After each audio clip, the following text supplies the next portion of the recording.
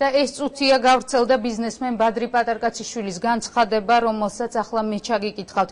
სააკაშვილის ფაშისტური რეჟიმი განწირულია, მე ისევე როგორც მილიონობით ქართველი უკანასკნელ წამამდე გულუბრყვილოდ ვფიქრობდი, რომ ხელისუფლება ვერ გაბედავდა ომს საკუთარი ხალხის წინააღმდეგ. გავაკეთე ყველაფერი, რათა გამომეძებნა კომპრომისი. ოპოზიციონერები ხანგრძლივი დროის განმავლობაში ხელისუფლების არც ერთ პროვოკაციაზე არ წამოეგენ და არ გადადგეს არაკანონიერი ნაბიჯი.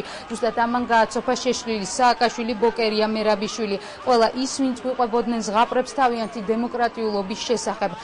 სააკაშვილის ხელისუფლება დანაშაულებრივი აღმოჩნდა. დღეს მთელი საქართველოს, მთელი მსოფლიოს თვალწინ ხელისუფლებამ დაკარგა ლეგიტიმურობა. სააკაშვილის რეჟიმმა აჩვენა, რომ არაფრით განსხვავდება იმ კომუნისტურისგან, რომელთა ჯარისკაცებიც გამნაღმელთა ნიჩმებით უჩეხავდნენ თავებს ჩვენს მოქალაქეებს 1989 წლის 9 აპრილს იმავე ადგილას.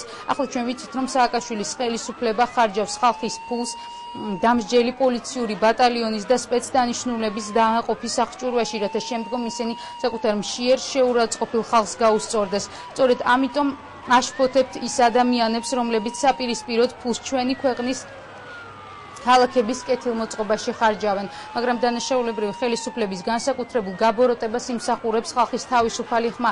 ხელისუფლებას არადამორჩილებული კომპანია იმედი. მე უზომოდ მადლობელი ვარ იმედის, მამაცი ჟურნალისტების, იმ ყველა პატიოსანი ჟურნალისტის, იმისთვის, რომ მათ აუხილეს თვალები საქართველოს მოსახლეობას მთელ მსოფლიოს სააკაშვილის ხელისუფლების დანაშაულებრიობაზე.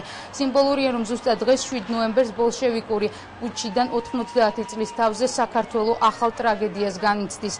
ნურავის შეეპარება ეჭვი, რომ მთელი ჩემი ძალღონე, ჩემი მთელი ფინანსური რესურსი უკანასკნელი თეთრის ჩათვლით გამოყენებული იქნება საქართველოს ფაშისტური რეჟიმისგან გასათავისუფლებად. გაუმარჯოს საქართველოს. ეს გახლავთ ბადრი პატარკაციშვილის განცხადება, რომელიც ჩვენ ეს წუთია მივიღეთ.